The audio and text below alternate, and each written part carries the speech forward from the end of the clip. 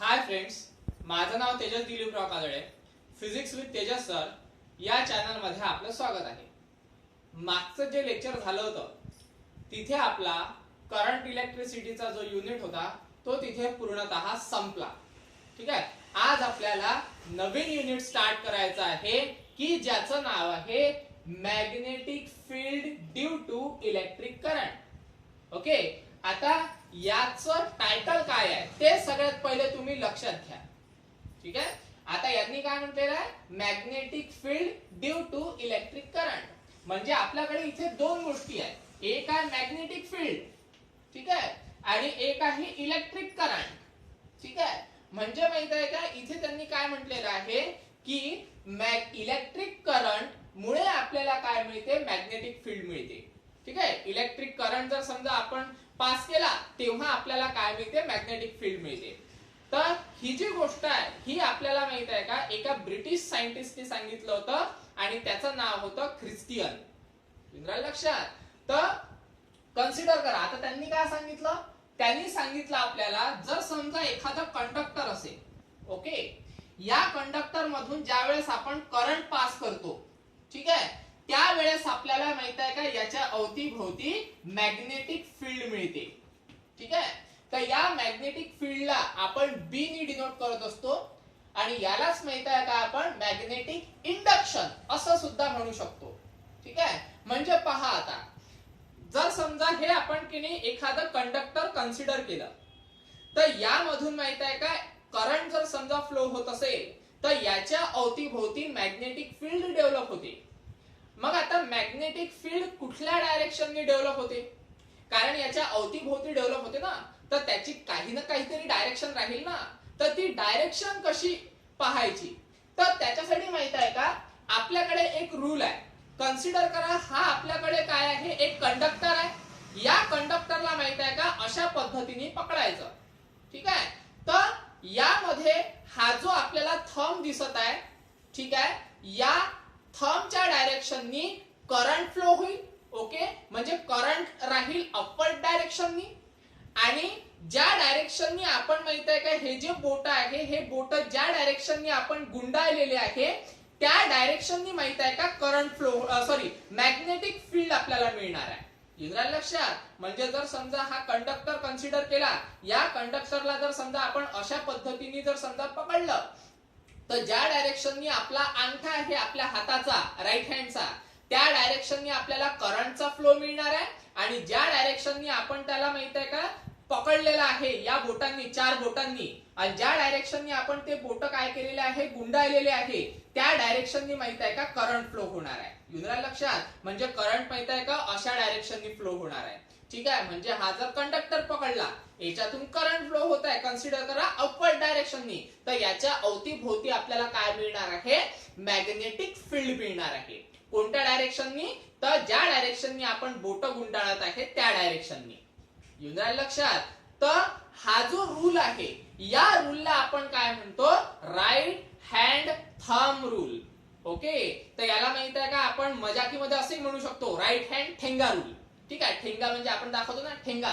Okay, तर याला काय म्हणतो आपण, राईट हँड थंब रूल, आणि आपल्या भाषेमध्ये राईट हँड ठेंगा रूल. युनरा लक्षात. तर हा आहे आपला राईट हँड थंब रूल. म्हणजे आपल्याला काय माहित पडलं याच्यावरून की एखादा कंडक्टर आहे, कंडक्टर मधून जर समजा करंट पास केला तर आपल्याला काय मिळते रे, मॅग्नेटिक इंडक्शन पाहायला मिळते किंवा मॅग्नेटिक फील्ड पाहायला मिळते. आणि मॅग्नेटिक फील्ड कुठल्या डायरेक्शननी राहते, तर अँटी क्लॉकवाईज डायरेक्शननी. ठीक आहे. म्हणजे आपण हे जे बोट किनी गुंडाळत आहे, ओके, हे बोट माहित आहे का आपले अँटी क्लॉकवाईज डायरेक्शननी गुंडाळत आहे आपण. युनरा लक्षात. ठीक आहे. तर याला काय म्हटलं जाते, राईट हँड थंब रूल. युनरा लक्षात. ओके, आता यामध्ये होते काय पहा. कन्सिडर करा, एक आपल्याकडे माहित आहे का कंडक्टर आहे, त्याच्यातून करंट पास होत आहे. करंट पास होत आहे म्हणजे आपल्याला करंट मिळत आहे, बरोबर. त्याच्यानंतर करंट पास केल्यानंतर मॅग्नेटिक फील्ड मिळत आहे, म्हणजे आपल्याला माहित आहे का बी मिळून राहिलेला आहे, त्याला आपण माहित आहे का बी बार म्हणू. ओके, त्याच्यानंतर माहित आहे का आता मॅग्नेटिक फील्ड मिळत आहे, बरोबर आहे. आता होते काय पहा, करंट मिळत आहे. तर करंट का बरं मिळतो रे, कारण माहित आहे का चार्जेस फ्लो होतात. कारण आपल्याला माहित आहे इलेक्ट्रॉन जिथपर्यंत फ्लो होत नाही तोपर्यंत करंट भेटत नाही. मग इलेक्ट्रॉन्स फ्लो झाले म्हणजेच करंट मिळाला. आणि इलेक्ट्रॉन्स म्हणजे काय? चार्जेस. बरोबर आहे ना? म्हणजेच माहित आहे का, करंट आपल्याला तेव्हाच मिळेल ज्या वेळेस आपल्याकडे काय राहतील? चार्जेस. मग आता चार्जेस असल्याने करंट मिळतो का? नाही. चार्जेस जेव्हा फ्लो होतील तेव्हा आपल्याला करंट मिळेल. मग चार्जेस फ्लो होऊन राहिलेले आहे म्हणजेच त्याला काही ना काहीतरी व्हेलॉसिटी असेल. बरोबर आहे ना? मग ती जी व्हेलॉसिटी आहे ती व्हेलॉसिटी आपण कशाने डिनोट करू? तर व्ही बार ने डिनोट करू. येऊन राहिलं लक्षात? मग आता होते काय पहा. कन्सिडर करा, आपल्याला इथून माहित आहे का 4 गोष्टी मिळून राहिलेल्या आहेत. एक म्हणजे कंडक्टर आहे, त्याच्यातून आपण करंट पास केला म्हणजे करंट आला. करंट पास केल्यानंतर मॅग्नेटिक फील्ड डेव्हलप होते तर बी बार आला. त्याच्यानंतर करंट काऊन फ्लो होऊन राहिला? कारण चार्जेस फ्लो होत आहे म्हणून चार्जेस आले. मग चार्जेस फ्लो होत आहे म्हणजे त्यांना काही ना काहीतरी व्हेलॉसिटी राहणार आहे तर तिथे माहित आहे का व्हेलॉसिटी आली. बरोबर आहे? म्हणजे माहित आहे का एका छोट्याशा गोष्टीवरून आपल्याला 4 गोष्टी पाहायला मिळून राहिल्या. मग आता होते काय पहा. आपल्याकडे चार्जेस आहे नो डाऊट.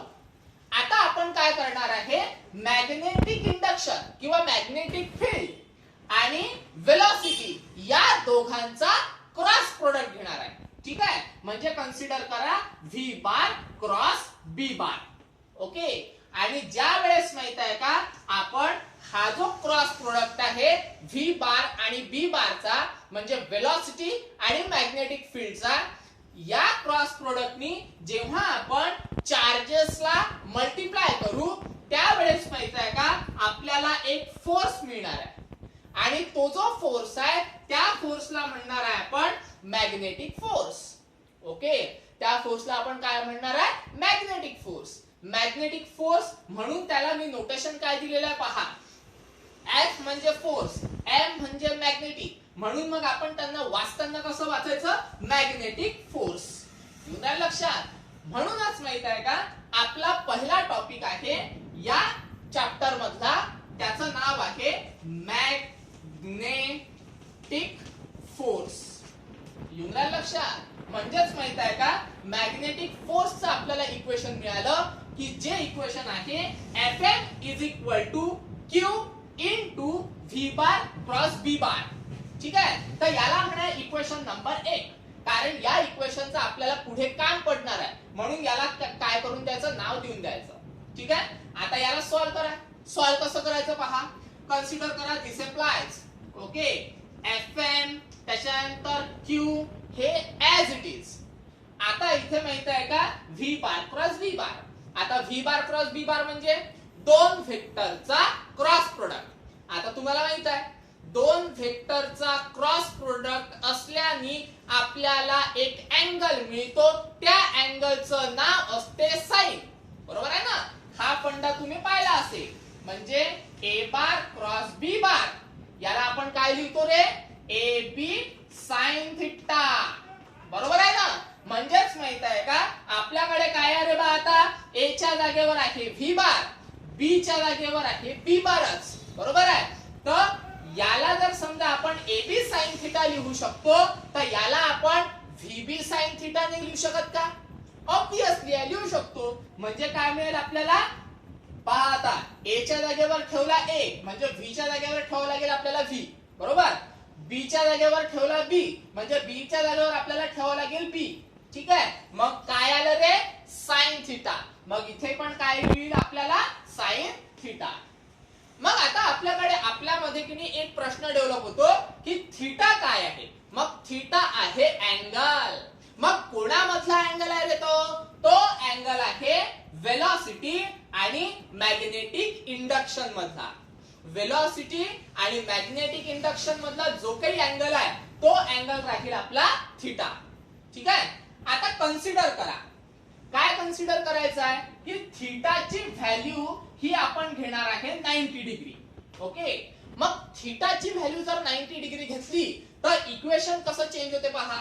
कन्सिडर करा दिस इम्प्लाइज Fm FM म्हणजे मॅग्नेटिक इंडक्शन, त्याच्यानंतर चार्जेस, ओके, त्याच्यानंतर VB ते पण ऍज इट इज राहणार आहे, ओके, फक्त चेंज कुठे होणार आहे, साइन, हा पण ऍज इट इज, फक्त चेंज होईल थीटाच्या जागेवर. थीटाच्या जागेवर काय घ्यावं लागणार आपल्याला, 90 डिग्री, ओके, म्हणजे theta is equal to 90 degree घ्यावं लागेल. झालं. मग आता काय झालं पहा, पुन्हा FM, त्याच्यानंतर QVB ऍज इट इज, बरोबर. आता साइन 90, साइन 90 ची व्हॅल्यू काय असते रे, साइन 90 म्हणजे 1, बरोबर आहे ना. म्हणजे मग माहिती आहे का, साइन 90 ची व्हॅल्यू 1 येते आणि 1 चा तसाही फरक पडत नाही. मग 1 चा फरक पडत नाही तर मग आपली जी मॅग्नेटिक फोर्सचं इक्वेशन आहे ते काय मिळेल आपल्याला, तर magnetic force is equal to QVB. येऊन राहिलं लक्षात. तर हे आहे आपला मॅग्नेटिक फोर्स. आता याला म्हणा इक्वेशन नंबर 2, ठीक आहे. त्याच्यानंतर आता मॅग्नेटिक फोर्स वरून आपण मॅग्नेटिक फील्ड किंवा मॅग्नेटिक इंडक्शन फाइंड आउट करू शकतो. आता कसं फाइंड आउट करायचं पहा, मॅग्नेटिक इंडक्शन किंवा मॅग्नेटिक फील्ड कशाने डिनोट करतो आपण, बी नी. आपल्याला काढायचं काय आहे, बीच काढायचं आहे, म्हणजे मॅग्नेटिक फील्ड काढायची आहे. तर एक काम करा ना भाऊ, एक काम करा, बी ला ऍज इट इज ठेवा, ओके, FM हा पण ऍज इट इज राहणार, ओके, QV इकडे काय आहे मल्टिप्लायला, ठीक आहे, याचं तंगड ओढा इकडे, मग हा इकडे मल्टिप्लायला, इकडे आल्यानंतर काय जाईल तो डिवायडेडला, म्हणजे काय मिळेल आपल्याला FM अपॉन QV, बरोबर आहे. म्हणजे मग B ची व्हॅल्यू काय मिळते आपल्याला, B is equal to FM upon QV. हे आहे आपल्याकडे मॅग्नेटिक इंडक्शन, ओके, याला म्हटलं जाते मॅग्नेटिक इंडक्शन, ठीक आहे. मग आता हे जे मॅग्नेटिक इंडक्शन आहे याचं युनिट पण राहील काही ना काही, ओके. तर युनिट आपल्याला माहित आहे का, याच इक्वेशनच्या आधारे मिळते. पहा कसं, तर पहा, मॅग्नेटिक इंडक्शन फोर्सचं युनिट काय असते रे, न्यूटन, ओके. त्याच्यानंतर अपॉन मध्ये Q चं युनिट काय असते, म्हणजे चार्जेसचं युनिट कुलम, ओके, तर कुलम घेऊ आपण. त्याच्यानंतर वेलोसिटीचं युनिट काय असते रे, मीटर पर सेकंद, ओके, तर वेलोसिटीचं युनिट काय आहे, मीटर पर सेकंद. आता होते काय पहा, सेकंद जो आहे म्हणजे S हा खड्ड्यात आहे, त्याला वरती काढावं लागेल, बरोबर आहे ना. कोणी जर खड्ड्यात पडलं तर त्याला वरती नाही काढावं लागत का, हा तसंच. मग हा जो सेकंद आहे हा खड्ड्यात असल्या कारणाने याला वरती काढा, म्हणजे काय मिळते रे आपल्याला, तर न्यूटन सेकंद अपॉन मध्ये कुलम आणि मीटर, ठीक आहे. तर हे युनिट आहे कोणाचं, मॅग्नेटिक इंडक्शनचं. आणि यालाच माहित आहे का, टेस्ला असं सुद्धा म्हटलं जाते, ठीक आहे. तर तुम्ही माहित आहे का, युनिट जर समजा विचारलं मॅग्नेटिक फील्डचं तर दोन्ही पैकी एक लिहू शकता, टेस्ला पण लिहू शकता, नाही तर newton second per coulomb metre हे पण लिहू शकता. इंद्रा लक्षात. तर हा पूर्ण टॉपिक आहे आपला मॅग्नेटिक फोर्सचा, की ज्यामध्ये आपण मॅग्नेटिक इंडक्शन पण पाहिलं आणि त्याचा माहित आहे का, काय म्हणतात त्याला, फॉर्म्युला पण बघितला आपण आणि युनिट पण बघितलं. मग भाऊ युनिट आहे तर डायमेन्शन पण असणार, बरोबर.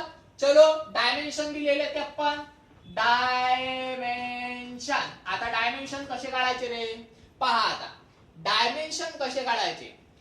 आता माहित आहे का, फोर्सचं डायमेन्शन, फोर्सचं डायमेन्शन काय असते, फोर्सचं डायमेन्शन आपण भरपूर वेळा पाहतो, ठीक आहे.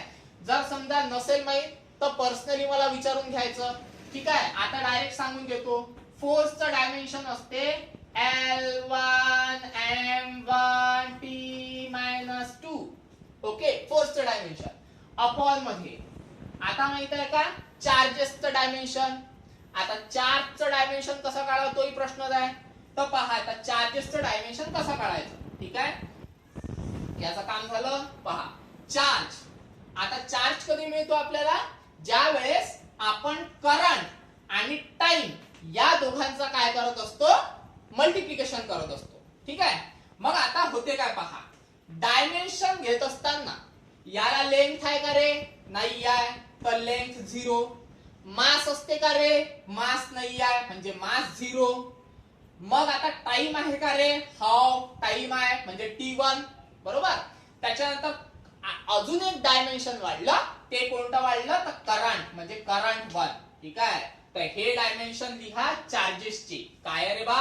L0 M0 T1 I1. Okay म्हणजे L0 M0 त्याच्यानंतर काय रे बा? T1 I1. ठीक आहे. त्याच्यानंतर वेलोसिटीची डायमेन्शन माहितच आहे. वेलोसिटीची डायमेन्शन काय असते रे बा? हे पहा L0. ठीक आहे. त्याच्यानंतर M1 बरोबर आहे आणि T-1. ठीक आहे. हे आहे वेलोसिटीचे. आता याला करा कॅल्क्युलेट. याला कॅल्क्युलेट केल्यानंतर आपल्याला मॅग्नेटिक इंडक्शनचे डायमेन्शन्स मिळतील. ठीक आहे. पहा आता कसं होते तर. त्याच्यासाठी पूर्ण गायब करतो मी. पहा आता हे पहा. आता L1 त्याच्या सॉरी इथे लेंथ पाहिजे हा. L1 पाहिजे हा. L1 get cancel. इथे पण काय आहे L0 म्हणजे माहिती आहे का सरळ सरळ मिळेल आपल्याला L0 बरोबर. त्याच्यानंतर M1 आहे आपल्याकडे M1 आहे म्हणजे M1 कॅन्सल बरोबर आहे. उरलं काय M0 म्हणजे M0. त्याच्यानंतर आता काय होते पहा. इथे T1 आहे इथे T-1 आहे. मग लॉज ऑफ इंडायसेस मुळे 1 -1 कॅन्सल म्हणजे काय होईल फक्त T0 म्हणजे खाली उरणार T0 आणि वरती काय आहे T-2 म्हणजे सरळ सरळ आपल्याला मिळणार T-2. ओके. त्याच्यानंतर याचा पण विषय झाला आपला. ओके. आता काय उरलेला फक्त I म्हणजे करंट. करंट डिनॉमिनेटरला आहे. आता करंट डिनॉमिनेटरला आहे तर तो वरतीच आहे म्हणजे काय मिळेल आपल्याला I-1. ठीक आहे. तर हे डायमेन्शन्स आहे कोणाचे? आपल्या मॅग्नेटिक इंडक्शनचे. येऊन राहिले लक्षात. तर हे मॅग्नेटिक इंडक्शनचे डायमेन्शन्स आहे. ओके. अजून एक गोष्ट राहिली होती ती पण सांगून देतो. जसं आपल्याला मॅग्नेटिक फोर्सचं इक्वेशन मिळालं तर या मॅग्नेटिक फोर्स मध्ये आपल्याला माहित आहे का 3 गोष्टी मिळाल्या. एक मिळालं मॅग्नेटिक फील्ड. ओके. त्याच्यानंतर मिळाली वेलोसिटी. ओके. त्याच्यानंतर आहे फोर्स. ठीक आहे. तर वेलोसिटीचा इथे विषय नाही आहे आणि अजून एक मिळाला आहे चार्ज. तर अशा 3 गोष्टी आहेत बरोबर आहे. आता या तिन्ही गोष्टींची जी डायरेक्शन आहे ती डायरेक्शन आपल्याला पाहायची आहे नेमकं काय मिळते तर. आता पहा डायरेक्शन कशी पाहायची. त्याच्यासाठी माहित आहे का लेफ्ट हँड कन्सिडर करायचा. ओके. अशा पद्धतीने म्हणजे एक ऍक्सिस हा दुसरा ऍक्सिस हा तिसरा ऍक्सिस आणि हे तिन्ही ऍक्सिस माहित आहे का एकमेकांना पॅरलल परपेंडिक्युलर असतात. तर यामध्ये माहित आहे का मॅग्नेटिक इंडक्शनची डायरेक्शन ही या डायरेक्शननी राहील. ओके. त्याच्यानंतर जे चार्जेस आहेत म्हणजे चार्जेस जे फ्लो होऊन राहिलेले आहेत मग चार्जेस फ्लो होत आहे तर करंट पण फ्लो होईल. तर करंटची जी डायरेक्शन आहे ती राहील या डायरेक्शननी. ओके. म्हणजे कन्सिडर करा हा जर समजा तुम्ही माहित आहे का एक्स ऍक्सिस कन्सिडर केला तर हा कन्सिडर करायचा वाय ऍक्सिस म्हणजे एक्स ऍक्सिस ने राहील आपला मॅग्नेटिक इंडक्शन, वाय ऍक्सिस ने राहील आपला करंट. ओके. आणि हा जो अंगठा दिसून राहिलेला आहे ही अंगठा म्हणजे काय डिनोट करेल तर फोर्स डिनोट करेल. येऊन राहील लक्षात. म्हणजे मॅग्नेटिक इंडक्शन, करंट आणि फोर्स. ठीक आहे. तर याला म्हटलं जाते फ्लेमिंग लेफ्ट हँड रूल. ठीक आहे. तर फ्लेमिंग लेफ्ट हँड रूल वरून आपल्याला माहित आहे का मॅग्नेटिक फोर्स मिळत असतो. ठीक आहे. तर हे सांगायचं राहून गेलं होतं. ठीक आहे. तर हा पूर्ण टॉपिक झाला आपला मॅग्नेटिक फोर्सचा आणि त्याच मॅग्नेटिक फोर्स वरून आपल्याला काय मिळालं होतं मॅग्नेटिक इंडक्शन पण मिळालं होतं. मग त्याचे आपण युनिट्स पण पाहिले आणि डायमेन्शन्स पण पाहिले. ठीक आहे. त्याच्यानंतर दुसरा टॉपिक पाहू आपण लॉरेंट्झ फोर्स. एकदम इझी आहे. पहा काय होते तर लॉरेंट्झ फोर्स मध्ये. तर दुसरा टॉपिक आहे आपला लॉरेंट्झ फोर्स. ठीक आहे. आता लॉरेंट्झ फोर्स. लॉरेंट्झ फोर्स म्हणजे काय होते रे? लॉरेंट्झ फोर्स म्हणजे मॅग्नेटिक फोर्स. ओके. त्याच्यानंतर इलेक्ट्रिक फोर्स. मॅग्नेटिक फोर्स आणि इलेक्ट्रिक फोर्स या दोघांचं जर समजा आपण ऍडिशन केलं तर आपल्याला माहित आहे का लॉरेन्ट्झ फोर्स पाहायला मिळतो. Fm म्हणजे मॅग्नेटिक फोर्स आणि Fe म्हणजे इलेक्ट्रिक फोर्स किंवा त्याला आपण इलेक्ट्रोस्टॅटिक फोर्स असं सुद्धा म्हणू शकतो. म्हणजे E म्हणजे इलेक्ट्रोस्टॅटिक, F म्हणजे फोर्स. ओके, जर समजा या दोघांचं आपण काय केलं ऍडिशन केलं तर आपल्याला लॉरेन्ट्झ फोर्स पाहायला मिळतो. मग आता कसं करायचं तर आपल्याकडे माहित आहे का Fm ची व्हॅल्यू होतीच, बरोबर आहे, आताच काढली होती आपण मागच्या इक्वेशन मध्ये. मॅग्नेटिक फोर्स मध्ये काय होती रे ती व्हॅल्यू, ती होती आपल्याकडे Fm is equal to Q into V bar cross B bar, बरोबर आहे. याला इक्वेशन 1 द्या लॉरेन्ट्झ फोर्स मध्ये. ओके, ही व्हॅल्यू आपण मगाशीच पाहिली. त्याच्यानंतर Fe, आता Fe ची व्हॅल्यू काढायची आहे तर Fe ची व्हॅल्यू मिळते आपल्याला Q इंटू E बार. मग तुम्ही म्हणाल सर हा फॉर्म्युला का तुमच्या खिशातून टाकला का, तर खिशातून नाही टाकला. याची पण व्हॅल्यू आपल्याला कशावरून मिळते ते पहा. आपण माहित आहे का इलेक्ट्रोस्टॅटिक जेव्हा युनिट शिकलो होतो त्यावेळेस एक काय म्हणतात त्याला आपण टॉपिक पाहिला होता. त्या टॉपिकचं नाव होतं इलेक्ट्रिक फील्ड इंटेन्सिटी. ओके, तर ती जी इलेक्ट्रिक फील्ड इंटेन्सिटी होती त्या इलेक्ट्रिक फील्ड इंटेन्सिटीचा फॉर्म्युला आपल्याला मिळत होता फोर्स अपॉन चार्ज किंवा त्याला आपण म्हणत होतो फोर्स पर युनिट चार्ज म्हणजे इलेक्ट्रिक फील्ड इंटेन्सिटी. मग आपल्याला पाहिजे काय रे, आता फोर्स पाहिजे म्हणजे काय करावं लागेल, चार्जेस इकडे डिवायडेडला, इकडे आल्यानंतर काय होतील ते मल्टिप्लायला, म्हणजेच काय तर Q into E bar is equal to सरळ सरळ F बार, बरोबर आहे. मग हा जो फोर्स होता यालाच आपण काय म्हणत होतो रे, इलेक्ट्रोस्टॅटिक फोर्स. म्हणजेच माहित आहे का या इलेक्ट्रोस्टॅटिक फोर्सला आपण काय म्हणणार आहे, Q इंटू E बार. ठीक आहे, जर डायरेक्ट लक्षात नाही आलं तर हे तुमच्या नोट्स मध्ये कुठेतरी लिहून ठेवायचं. ठीक आहे, त्याच्यानंतर आता आपल्याला काय पाहिजे, लॉरेन्ट्झ फोर्स कसा काढायचा. आता लॉरेन्ट्झ फोर्स कसा मिळतो आपल्याला, ज्या वेळेस Fm आणि Fe काय करतो आपण ऍड करतो. करा मग ऍड, काय होते पहा आता. ओके, आता Fm ची व्हॅल्यू काय असते, तर Fm ची व्हॅल्यू आहे Q into V bar cross B bar, बरोबर आहे. म्हणजे Fm ची व्हॅल्यू आहे Q इंटू, मग एक काम करा F म्हणजे Lorentz force, okay, is equal to म्हणजे Lorentz force is equal to Fm म्हणजे ही व्हॅल्यू काय रे बा Q into V bar cross B bar. Okay, त्याच्यानंतर प्लस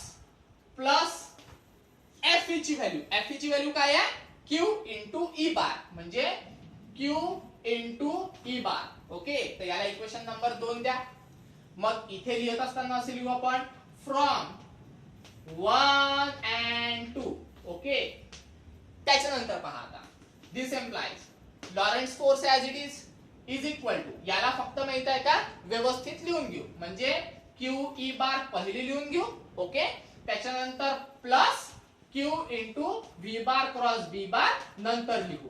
ठीक आहे, तसं लिहिलं तर चालते. का बरं, कारण माहित आहे का ते दोघे जण कसे आहेत ऍडिशन मध्ये आहेत. ओके, त्याच्यानंतर आता एकदम easy F bar as it is. Okay, त्याच्यानंतर Q दोन्ही टर्म मध्ये आहे, कॉमन आहे, काढून घ्या बाहेर. ठीक आहे, म्हणजे Q काय काढला आपण बाहेर. त्याच्यानंतर काय होते पहा, इकडे E उरला. ठीक आहे, E बार प्लस Q कॉमन काढला, मग उरला काय V bar cross B bar. ठीक आहे, तर हे जे काही इक्वेशन मिळालं याच इक्वेशनला म्हटलं ते लॉरेन्ट्झ फोर्स.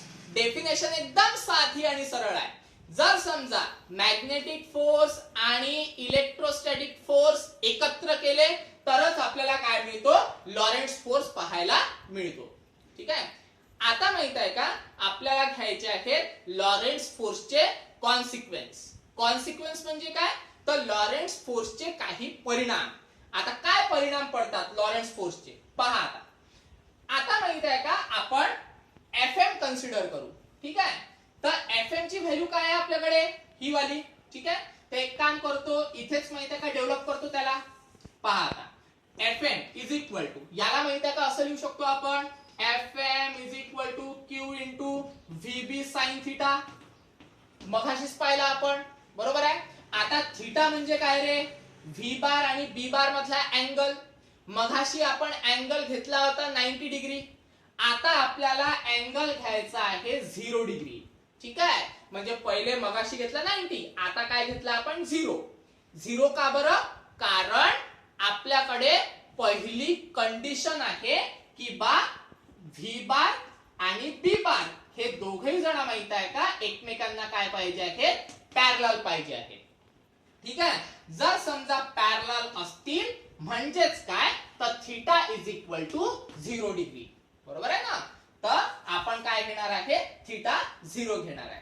ओके, का बरं, कारण दोघेही जण पॅरलल आहे. मग पॅरलल जर समजा असेल तर आपला जो की अँगल आहे तो काय राहणार आहे, सरळ 0 राहणार. बरोबर आहे.